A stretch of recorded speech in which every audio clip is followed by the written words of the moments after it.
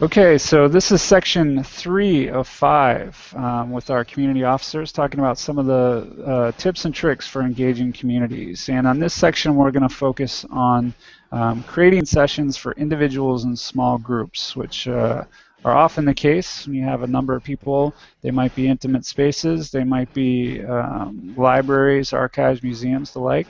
Let's start right off with the importance of times and places and how to make these things convenient. Rebecca, you had some thoughts on this. Just to say, I mean, this talks a bit about knowing your audience, of understanding what spaces they're maybe already using, what spaces they're comfortable in, going to them.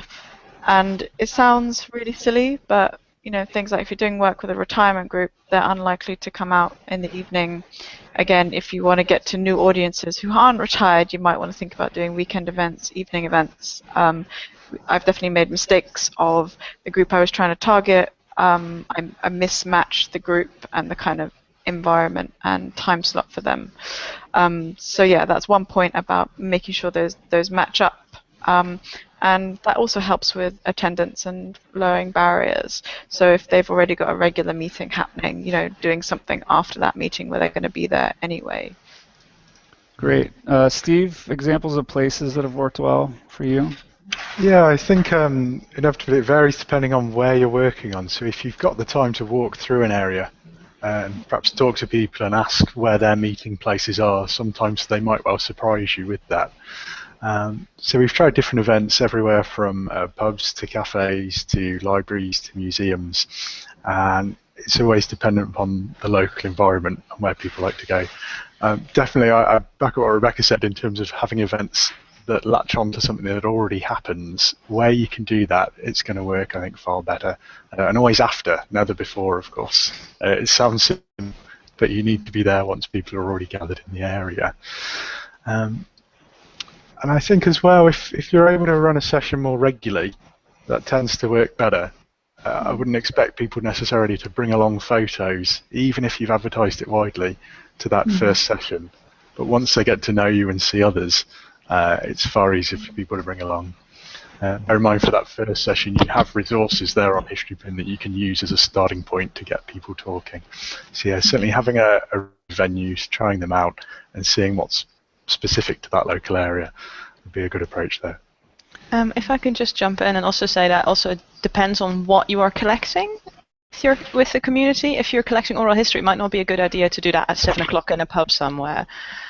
Even though it is the place where they usually meet, it might not give a very high quality recording if that's what you're after. If you're after gathering photographs, you need to have a place where you can have enough space and to put a little scanner.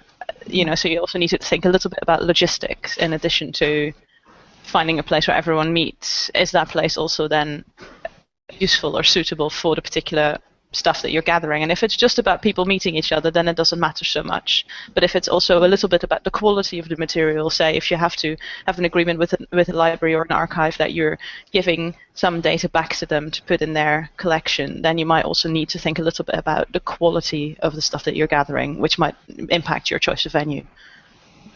Yeah, that's helpful, and I think that gives us a little segue into the next question on what your ideal setup is. What do you bring to these things? You know, are there there's also been a little bit of a provocative question of whether or not technology is an asset or a hindrance too. What do you guys think? What do you usually have in your kit that you want to do in a smaller group session? In my experience, technology is not something that you can always rely upon. I'm sure everyone else has experienced this, that you know, technology, it seems to break whenever you need it most. And also, there's not always a reliable internet connection, for example, in spaces where you meet. So I definitely would not recommend kind of preparing an entire presentation relying on the internet or going through Historypin, for example, only on an internet connection. I would, if you do have access to a projector, for example, and no internet, I would recommend just having your own screen flow already done and kind of things ready that you want to show. Whether just simple PowerPoint will work as well. But in terms of kind of relying on that technology, I just paper, like as Rebecca mentioned earlier, is very important, and analog is always something that you can rely on. So just looking at photos in small groups, if it's a small group, for example, kind of breaking into groups, looking at things that aren't on a screen it works just as well. I think I'd say as well a mix of high-tech and low-tech resources is my ideal. So I wouldn't be led by the technology, but if the place has a screen there and the ability to show Historypin, I find it of benefit. So to give one example, the first session we did on the Beacon Tree project with volunteers from a museum, I was trying to make it as local as possible. And then towards the end, I showed the global map of Historypin, and one said, "What, it's the whole world?" And that's what got her really excited, and that's something I couldn't have got through within the paperwork alone. To kind of second what Kerry said there, though, paperwork's very important, and people respond really well if you have a printed photo as well that they can touch and pass around.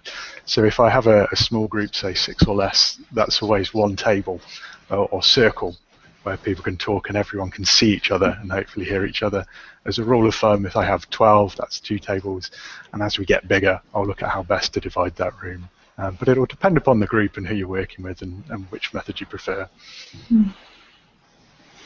That's great.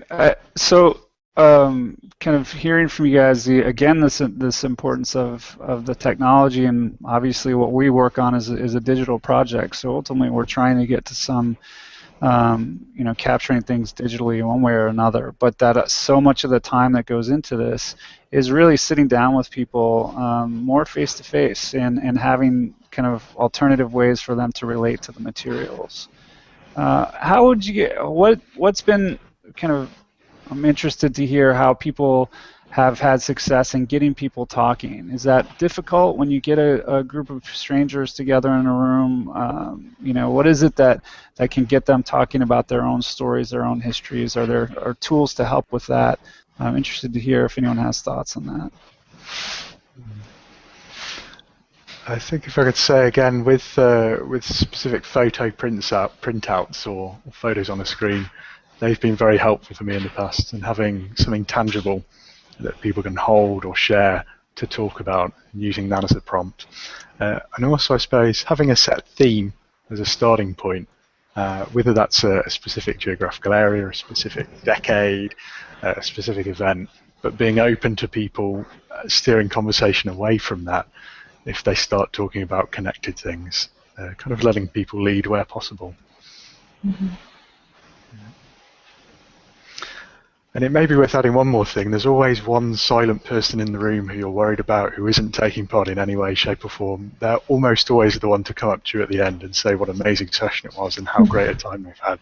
Some people just love to listen, and that's absolutely fine. Yeah, that's a great point. What about, I think the themes is something that we've heard a lot about, particularly having a really broad question is going to make it difficult for people to get into it. I think, Steve, also you pointed out the importance of kind of continually getting people together, and that opens up the door for them to bring something that maybe they forgot about last time. Sure. Are there other ways to ask people to bring in content, or maybe always having a fallback to having a room full of people show up and nobody brought anything? Yeah. I find that even at least beforehand, if you can, if you have access to kind of a list serve that goes out to either a small museum or a newsletter or something like that, where you can prepare those that are going to attend your event with kind of the things that you're looking for, and that you're looking for these types of photos. And as Steve mentioned, a theme helps very much. For example, with the Bay Project, it's a very broad kind of ask. It's just about contributing all memories and the history of the Bay Area in general, and that's a really broad project. So if you can kind of narrow that down to a specific decade or place, and in turn kind of prepare people with that beforehand, if at all possible. It helps for them to know what the kinds of things that you are going to talk about and going into it, because if you don't do that, then going into the event, you will spend a lot of time kind of talking about why you're there and who you are, and the introduction process can easily, take up an entire session, and sometimes that's fine, as Steve mentioned, and it helps to have multiple sessions. So, the first meeting can be preparing people with that and introducing yourself and introducing your specific project. But yeah, so I recommend kind of, if you can get in contact with the group beforehand, that is really helpful. Great. These are some. So, I was just going to, Rebecca, maybe you can wrap us up on this. I think that these are some good logistical points. But what are closing thoughts here and some things you want to add to it? yeah, just to say, certainly printing out or having to hand material that you think people might relate to. So if you're doing a session in a particular building, can you find photos of that building, or history of that group? So things that you think people might be able to connect with. Things that you need help with, again, this is more helpful with kind of place-specific ones, but we did a project about a village about 2 hours outside London, and the local museum had a collection of photos of that village. So when we were talking to older residents, they were really able to connect with those materials and share memories and stories connected to it. It doesn't always work. You can make assumptions about the kinds of materials and photographs a group might be able to or want to or be interested in.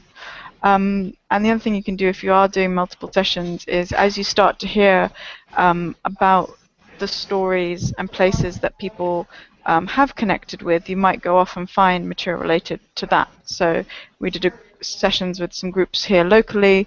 They talked a lot about the local cinema, and then the next week we looked in the archive, brought out a couple of images about that, and that stimulated more discussion. So again, depending how your events are structured, there's an opportunity for dialogue and letting the group steer the conversation.